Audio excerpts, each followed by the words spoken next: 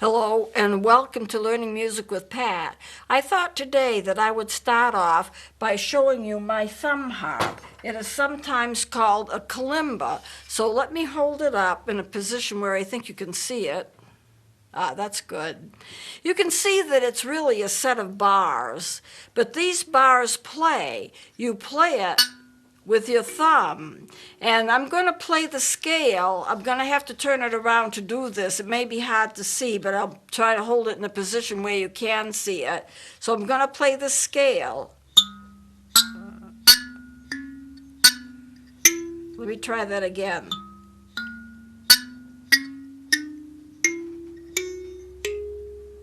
Okay, try it again, just so you can hear it.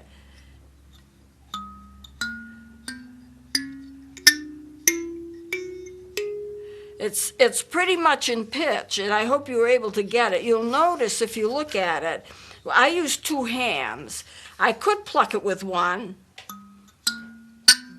but it's much easier to pluck it with two because you're usually holding it and you've got both hands holding it anyway.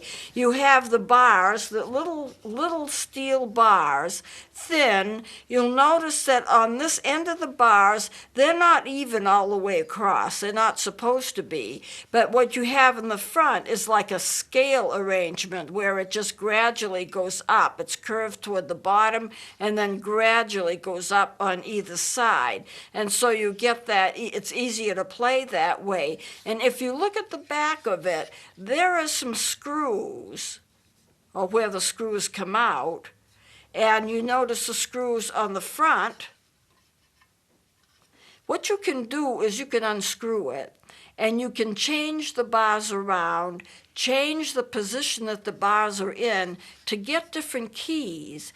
Now, I don't know anyone who plays it on a regular basis, but it can be played on a regular basis. You're not going to hear much, though. It's very, very soft tone. You're going to have to play it close to a microphone if you need to have it heard. But it is something that actually plays. It actually plays a scale. It actually plays a scale in different keys. All you have to do is switch the bars around and arrange it so that it is in the key that you want it to be. Now, the number of keys is going to be somewhat limited. You're going to get an F and a C and a G, something like that. But it's going to be somewhat limited. But that's what you can expect from it. And people do play them. And you can get them in foreign countries where they sell them as novelty items. But they do play fairly well. They're just very, very soft toned. So that is the thumb harp. Now, there are just so many instruments that you can get. I mean, the world is filled with all different kinds of instruments. Myself, I'm a saxophonist. That's what I trained on to begin with. And then, of course, I went to clarinet and flute. Then I went to recorders, penny whistles, and all kinds of things. So the saxophone, the clarinet, the oboe, bassoon, and flute are the major woodwind instruments. The recorders, penny whistles, tonettes, song flutes, the ocarinas, all of these instruments that I also play, those I consider to be melody flutes. I lump them all together in the category of melody flutes. And the reason I do that is that they're basically all woodwinds. They all have, for the most part, what's known as a fipple mouthpiece, which I'll go into today. And they all play a somewhat similar. And the advantage of learning how to play them is that what you play on one instrument is usually transferable to another instrument. I mean, the recorder, for example, has your tone holes in the front. B, A, G, F, E, D. Well, that's about the way it is in most of the other woodwind instruments. You have a fingerboard. They're not a keyboard instrument. They're a fingerboard instrument, and all your tone holes go down the front. And with some kind of an apparatus or a tone hole in the back to help you to get octaves or octave mechanisms. But they're all similar. They're similar in the way that they finger. They're similar in the way that they play. So you can do a lot of transferring from one instrument to another instrument. So I'm going to show you today, I brought in a group of some of my melody flutes, some of the wind instruments. Some play well, some do not. But I have a collection, and when I see something something, like I buy it. If it doesn't play well, it's still a part of my collection because I can usually teach something from it. So let me just show you some of these. This is a little sopranino. The sopranino is a recorder. It is the smallest recorder that is used to play with. Now, I have some that are a little smaller that are really novelty instruments, but this is a full functioning recorder, very small. It's in the key of F. It's a Yamaha. It has everything that a recorder has. Let me just blow on it a little so that you will get a chance to hear what it sounds like.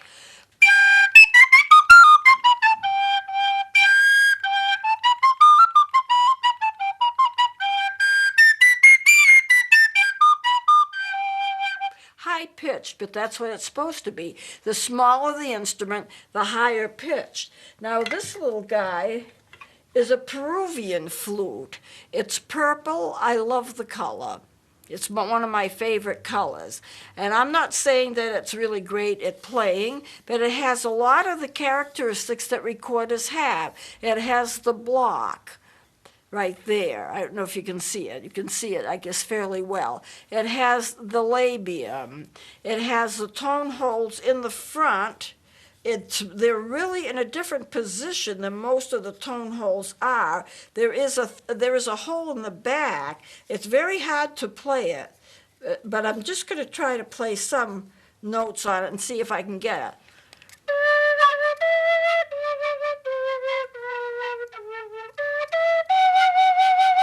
That's the tone of it. The reason it's so hard to play is that the finger stretches are really quite wide, wider than you really want to play, and the thumb hole is altogether out of position from what it normally would be. Usually your tone holes would start up here and your thumb hole would be up here, but this is just way cast down, much, much lower, and it's harder to handle because of that. But it is playable. It is from Peru. They always do beautiful instruments. They always do very, very beautifully colored instruments. I have several of them in different colors. Then we have this little guy. Most good instruments will break apart in three pieces. You can pull them apart in three pieces, but some of them are single. This purple one is single. I love the color. It's got the block. It's got the labium. It's got the tone hole. I don't know if it plays very well.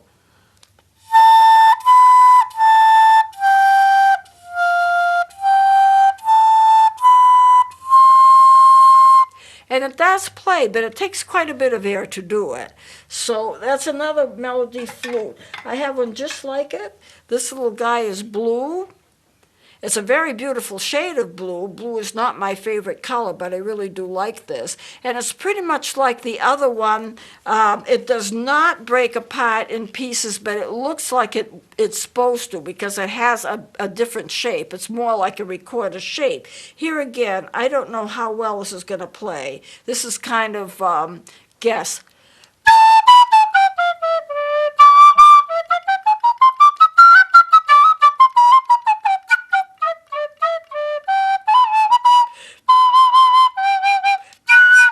The octaves are off. The octaves are flat. See, it's off by a step. But the lower register plays pretty well. So that's another melody flute, made to look like a recorder. This one is different colors. It was sold, I think, basically to me because I love the color of orange and green. I don't know how well it plays. It's sharp on the bottom. Probably the octaves aren't good.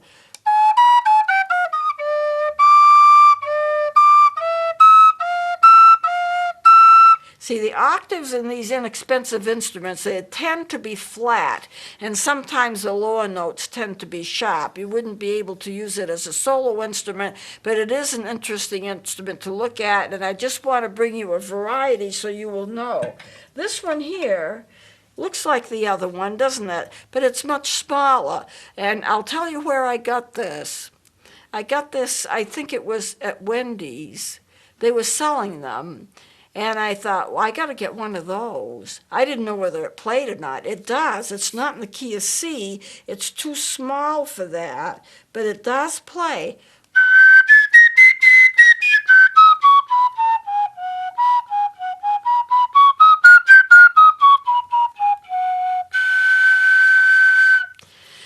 actually, it's not too bad. You wouldn't want to use it for solo work or anything because it's not strong enough, and the key isn't quite right either, but it's not bad. The green one here, green is one of my favorite colors. I just love the color. I think I bought it for that reason. And here again, this does not break apart to 3 parts, but sometimes they do. You see how sharp that is? That's unusual.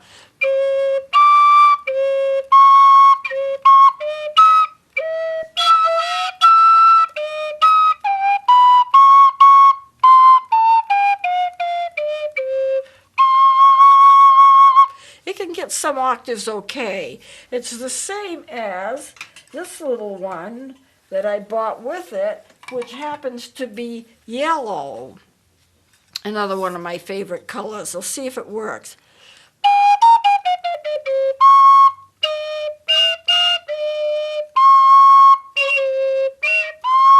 It can't get octaves.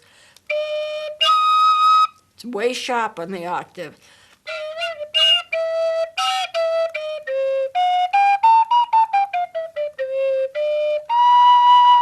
But it does play, and it doesn't, you wouldn't want to use it for solo work, but it does play. Another melody flute. This is a Moroccan flute. Let me take a look at, no, it's an Indian flute. This comes from the country of India.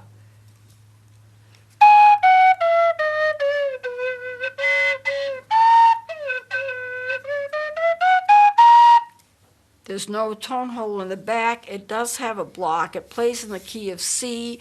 I know that because it's got this great big C on the block. And I think it has reference to the key. And when I checked it out, it does have reference to the key. No tone hole in the back. But it's really quite a nice instrument. And it comes from the country of India. Very nicely designed. I really enjoy playing that one. The one I have here is Moroccan. This is a Moroccan flute. It's called an end-blown flute. There's no real mouthpiece on it. It has that little notch on the top of it, and you use that notch. As a matter of fact, the labium is on the back of the flute. You have to play it that way because the tone holes are all in the front.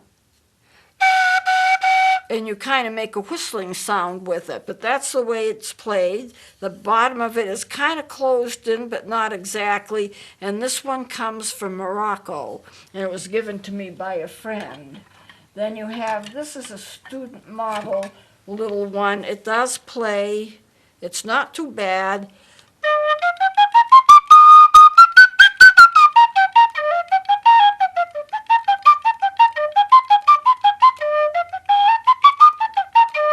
It actually plays quite well. Not the best tone, but I only paid a couple bucks for it. You'd be surprised. This little guy, he's an orange one, and I believe he's a pearl piper. Okay, the pearl piper, I paid $1.98 for this pearl piper, considered to be a toy placed perfectly in the key of E flat. And I use it sometimes when I'm playing in the key of E flat. Everyone's surprised that it does as well as it does, but it really does very well.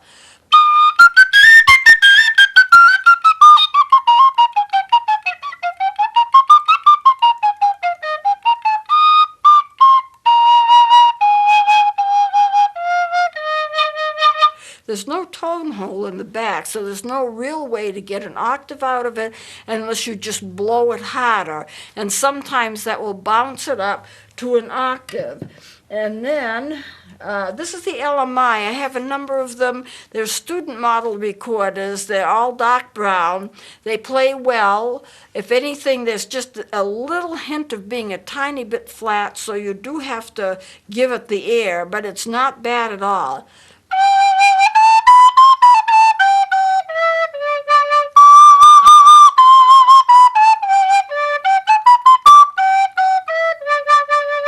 Once in a while, I used to have Ryan come in for a lesson, and he said, I want you to teach me the flute. What he had was an LMI recorder such as this. And they come in Baroque, and they come in German models. in terms of fingering. This is a sasuto. Sasutos, I love them. I used to play it all the time. When I play the sasuto, I've played some of them to the point where I've actually worn away part of the mouthpiece. They have a good, strong sound, no tone hole in the back.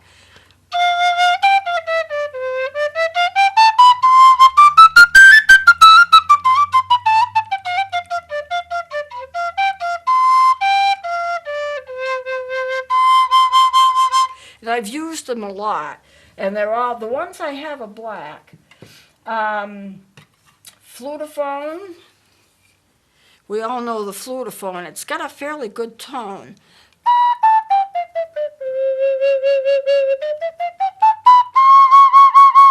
It doesn't do octaves. You might be able to get one tone above an octave, but it does have a fairly good tone. You can actually play quite a bit on it. And let's see, this is the song flute, and it plays fairly well.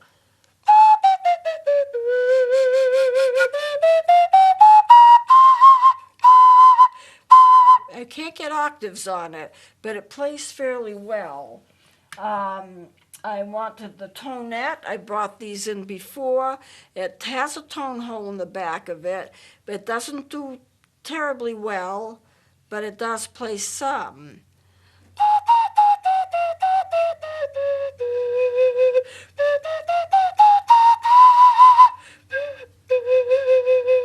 Not the highest quality in sound, but it does get an octave. And you've got fifes. A fife is an instrument in which the tone hole is just that. It's just a hole, and it's flat with the instrument. That is the tone hole for a fife. And you hold it up and you blow across it like you would be blowing across a flute. The flute is a little different because it has something, it's raised up. Parts of the mouthpiece are raised up. So if you see something that's really flat, then you have a fife, and it has to be held up to play. And this one does fairly well. This little guy is a melody, whoops. This is just a melody flute, and it's kind of like a light purple, pinkish. The lower notes are sharp.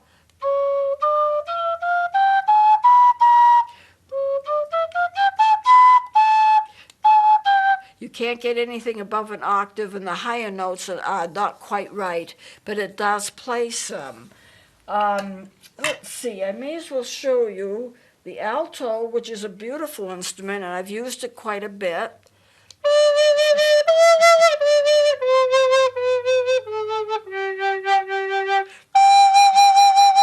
It's got a really nice rich tone. They are a little larger, and they do have wider finger stretches, so some students would not be able to play them, but they are gorgeous. I have a huge bass. It's over 3 feet long. I couldn't carry it in because I had too much to carry, but they do come, these recorders, in different sizes and shapes. I'm going to just show you.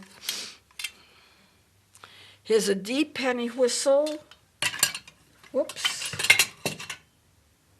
I don't want anything rolling off and having a major catastrophe here.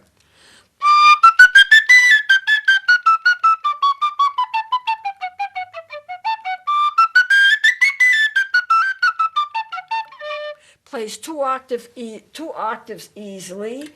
This is a Shaw's flute.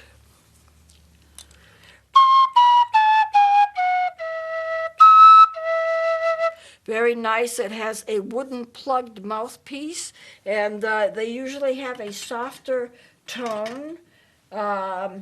This is a, whoops, this is another, this is a conical instrument. It also has a wooden plugged mouthpiece, and it comes down to a point. Those are called conical. Those that have the same width all the way down are called cylindrical.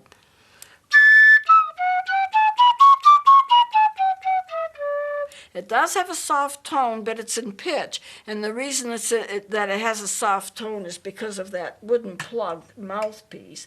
Then, of course, you have the melodicas, that I really do like these melodicas.